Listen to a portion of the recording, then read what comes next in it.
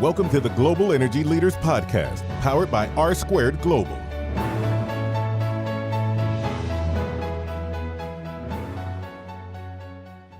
Welcome to episode 8 of the Global Energy Leaders Podcast. I'm your host, as always, Ryan Ray, and it's so good to have you.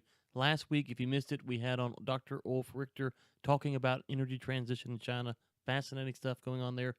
This week, we bring on Dr. Andrew Inkpen to talk about the global state of the oil and gas industry. We get into a lot of neat things here. We talk about the peak oil myth, what really we should be looking for in peak oil, what will the Trump administration impact be on the oil and gas industry. We also learn a little bit about the educational opportunities there are for people in the oil and gas industry or for those that are wanting to get into the oil and gas industry. And so it's a great interview. Dr. Inkpen was very gracious with his time. And before we go any further, just a few things I want to mention. I will be at the APIYP Houston chapter meeting next Thursday night. If you're not involved and you're in Houston and you're a young professional, check it out. I will link to that in the show notes. Also, my article came out this month in the RWA magazine, and so check that out. I'd love to hear your feedback, globalenergyleaders@gmail.com. In 2 weeks from now, I will be in Sacramento area, Napa area. Would love to connect with those of you in the area. I will be at the RWA Pipeline Committee meeting, and so if you're going to be there, let me know, and let's try to sit down and have a cup of coffee and just catch up. If you're not familiar with Dr. Inkpen, we'll put a full link to his bio in the show notes so you can check that out. He is the Seward Chair in Global Strategy at Thunderbird School of Global Management, Arizona State University. He's got several books out, which is important for us because we're giving one away. And so go to iTunes, give us a written review. You can't just leave the stars, but you got to actually give us a review and say it's great, it's terrible, or somewhere in between, and you will be entered to win a copy of the book, which is valued at almost $90. And he's going to talk about his courses on here. And the beauty of this giveaway is, if you're thinking you can't afford courses right now, this book actually is the basis for the courses. So for $90, you can get an insight into the courses, and all it takes is just a few clicks of a button, a few written words, and we have a review, and you are entered. So please take the time to do that for us. Without further ado, here is Dr. Inkpen. Andrew, thank you for being on the show today. How are you doing? Very well, thank you. My pleasure to join you. You're a respected professor and author, and so what got you interested in the international oil and gas industry? Well, here at Thunderbird, where I've been working for the past 20 years or so, we do a lot of work with companies. We do a lot of executive education work, and really right around the time I joined Thunderbird, we started working with some big oil and gas companies and have been doing that for 20 years now. So just really from teaching and talking with and working with companies and people and individuals, got interested in the industry, the business of oil and gas, and we started writing case studies and written some books, and it's been a great industry to work with. Over the past several years, the oil and gas industry has really been under a microscope. We have a supply glut, and so what is the status of the industry right now, and what's going on, and what do you see moving forward?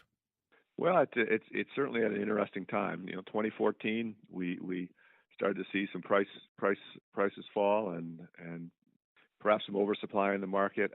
I think the big question right now is going out 10, 20, 30 years, are we going to hit kind of a point of peak demand where oil demand really doesn't grow anymore? And there's a number of different ideas about that.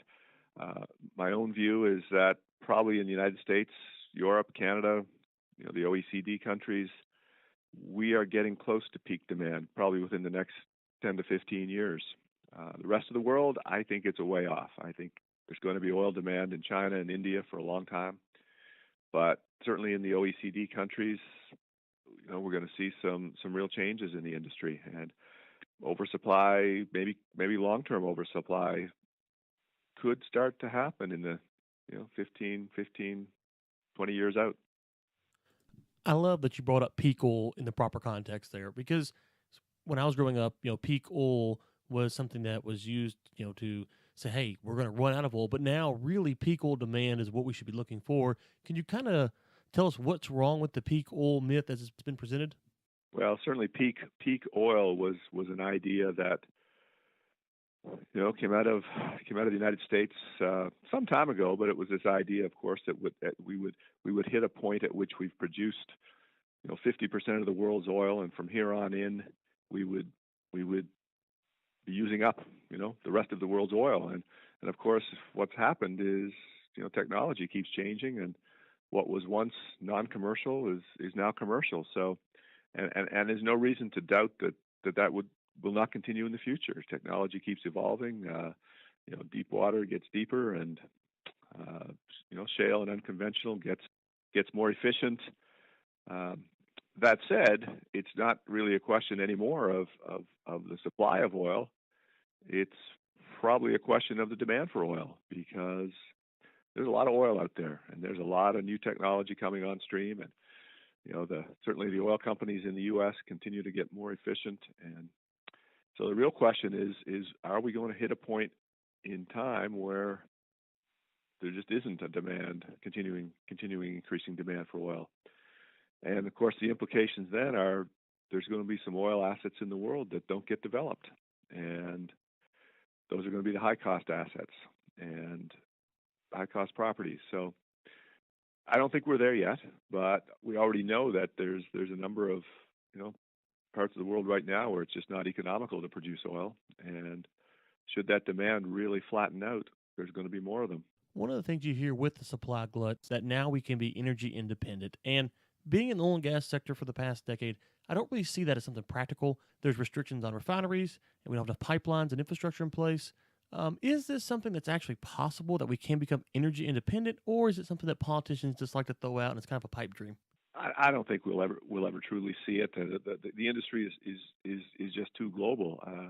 I guess, as you say, there is the potential for the U.S. to produce as much energy as it consumes in a year, but that doesn't make very good business sense. I mean, if you're an East Coast refinery, why not look to the world to supply your refinery? Why would you want to be just looking to the U.S.?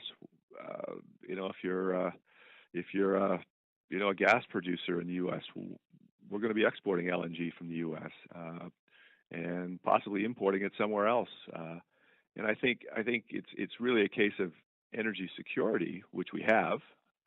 Energy independence, to me, is more of it's a political term that is used to kind of convince people that we're safe. Well, we are safe.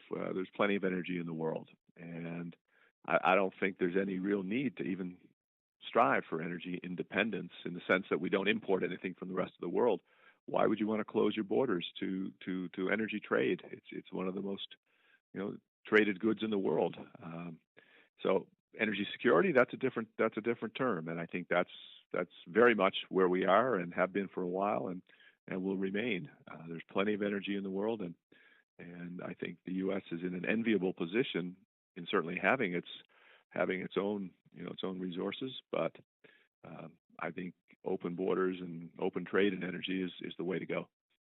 Historically, when you think of international oil and gas, you think OPEC is a big player. As we see the beginning of the destabilization of OPEC, are we going to see a potential for prices to maybe rebound a little higher and shoot up, or are we kind of past that point where that's really not going to happen anymore, barring something catastrophic or unpredictable happening?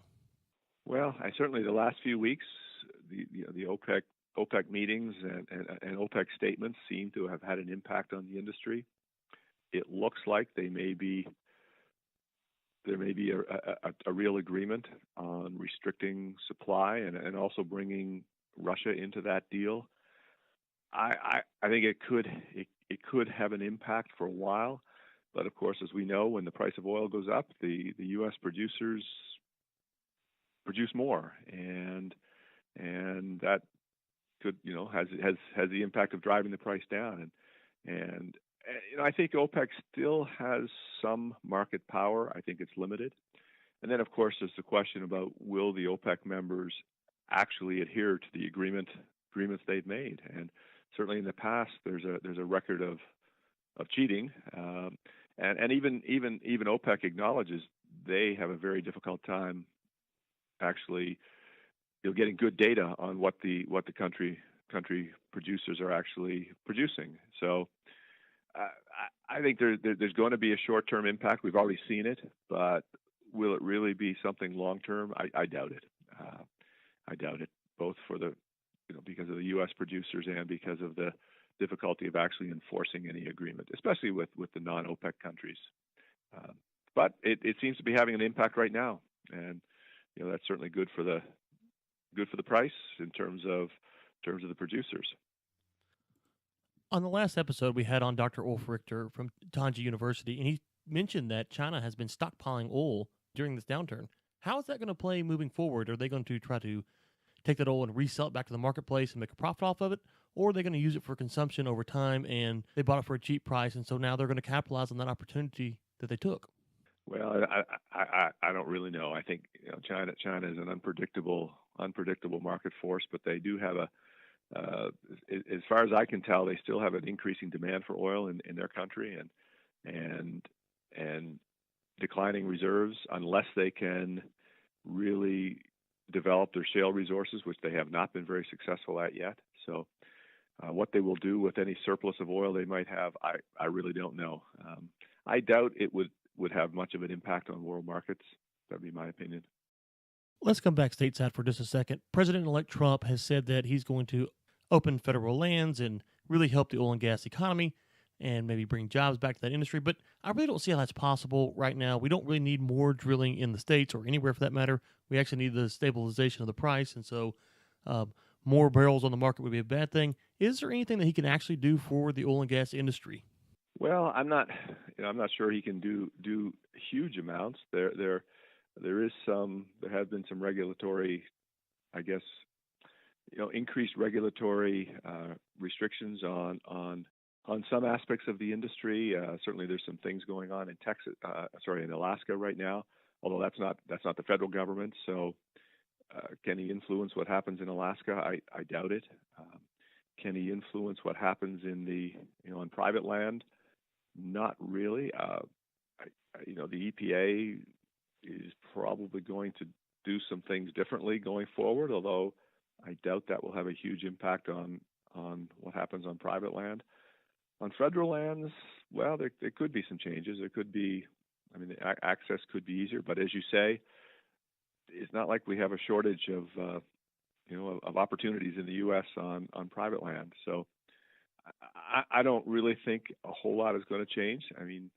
The Obama administration, aside from their actions on pipelines, didn't really play much of a role in impeding or getting in the way of the oil and gas business. I think the Trump administration will take a different view of some of these highly public pipeline issues. But again, they are actually on the margins in terms of their overall impact. They're very public, and they're very politicized, but they don't really have a huge impact they're too small to have a huge impact on the industry. We'll get back to Dr. Andrew Inkpen after we hear from our sponsor. For over 20 years, R Squared Global has served the energy and infrastructure industries. With offices in Texas, Alabama, and Louisiana, R Squared Global offers engineering, survey, right-of-way, and GIS solutions. For more information, please visit www.gor2.com. One thing you mentioned there was the EPA. Do you think the Trump administration will be able to change the EPA stance on allowing new refineries to be built? Or is that litigation so tied up that, in 4 years, we really can't see much getting done? Because, as you mentioned earlier, trading internationally, it would seem to be beneficial to build more refineries so that we could process this oil that we have or different types of oil that may be available on the market. Sure. I think that certainly for trading purposes, for U.S. consumption, I don't think we really need new refineries. More efficient refineries, or certainly upgrades, expansions. And that's what we've seen over the last 20 or 30 years. We've added refinery capacity, but it's been expansion capacity. It hasn't been greenfield. And I doubt we're going to see anything in greenfield in the U.S. I doubt that any of the major companies really want to do that. There will be some expansions. Certainly there'll be some inefficient refineries closed down. But I don't really see much appetite for greenfield investments. Refineries are incredibly expensive. As you say, the regulatory burdens, the permitting process is overwhelming. So more than likely, we'll continue to see upgrades, expansions, debottlenecking, stuff like that. But I don't think we're going to see any greenfield refineries. Okay, so let's transition to your book here, The Global Oil and Gas Industry, Management, Strategy, and Finance. We're going to give away a copy to one listener. So walk us through what's in the book and what could someone expect if they were to pick up a copy. We wrote that book because we looked at what was available in the book market on the oil and gas business, and what we discovered is there's many books, technical books, lots of technical books, lots of books on with titles like a non-technical guide to refining or a non-technical guide to, petrochemicals. There weren't very many books on the business of oil and gas. So this is a book about the business of oil and gas. It's organized around the value chain. So we walk people through the business aspects of the upstream, midstream, downstream. We describe crude markets. We describe some of the geopolitical issues, but all from a business perspective. And so it's really intended for people who are probably technical people already, but want to become more knowledgeable about business management and how the industry actually operates. Sounds great. And for the listeners, stay tuned after the interview and you can find out how to win the copy. And you also have a book coming out in the spring. Can you tell us what's going to be in that book? That's correct. We've over the years, we've written many case studies here at Thunderbird on the oil and gas business. So we decided we would take those case studies and actually package them into a single book. And we call it kind of case studies and stories from the field. So we've got a diverse set of case studies from around the world that describe some of the things going on in the oil and gas business. And if I'm correct, you can find those case studies at the Harvard Business Review. Well, they're case studies that are the ones in the book are ones that we have used in the classroom, and so they're really written to help in our teaching. But we've kind of revised them a bit to make them more like descriptions and stories about the oil and gas business. Okay, great. And as we already have discussed, you are a professor at the Thunderbird School. Can you tell us what you do there? You work with oil and gas companies and students and training programs. What all do you offer? Okay. Well, we do. I mean, what we do here is we do a number of degree programs, master's programs, and we do a variety of what we call non-degree programs. So we do executive education, we do leadership training, industry training for people in the oil and gas industry and a variety of other industries. We don't just work with the oil and gas business. We work with a lot of different industries. We have our main campuses here in the Phoenix area, but we also have branch campuses in Geneva, in Moscow, and we're starting up a new facility in Dubai and possibly also in Shanghai. And in the oil and gas space in particular, as I said, we do a number of company programs. We do some open enrollment where anybody can sign up. And we also have an online oil and gas course that it's actually based on our 2011 book, and it's a self-study 12-module. You do it online. When you complete it, we give you a certificate in oil and gas management, and it just takes the student through the value chain of the oil and gas business. So self-study. Got some quizzes and some tests in each module. A lot of video, a lot of examples, a lot of real examples. So it's a good way to get a feel for how the overall industry works. Okay, and so we'll link to all that, guys, in the show notes. So you can find out how to enroll in these classes and where you can find out more information about them. So check that out. I think you have one more book that you mentioned that's coming out besides the one this spring. What can we look for in that book? Well, we're working on a new book. Just early days right now. We're going to write a book around the strategy of the oil and gas industry with a focus on companies and really how they make strategic decisions, how do they decide what markets to go in, what particular market sectors to compete in, what countries to go in, and questions like that. So still early. Maybe 2018 we'll have that book ready. Okay, so we'll be looking for your book in the spring. I'm going to pick up a copy and read it, and we will maybe do another promo and have you on again after this comes out in the springtime. And so we'll be watching for that. Thanks again for coming on, and hope to talk to you soon. Thanks very much. Thanks again to Dr. Inkpen for coming on. We're going to link to his bio and his classes and all that he's got going on in the show notes, so check that out. Also, one more time, review in iTunes for your chance to win the book we talked about, valued at, like I said, it's like $88 and some change. It's almost $90. You can win it for free. One final note, the API Houston chapter Young Professionals meeting next Thursday night. I will link to that in the show notes. Look to see you there. If you got any questions, email me. I can get you in contact with the people who have set it up, or you can find the information on the website yourself. Hope to see you there, and until next time, keep climbing.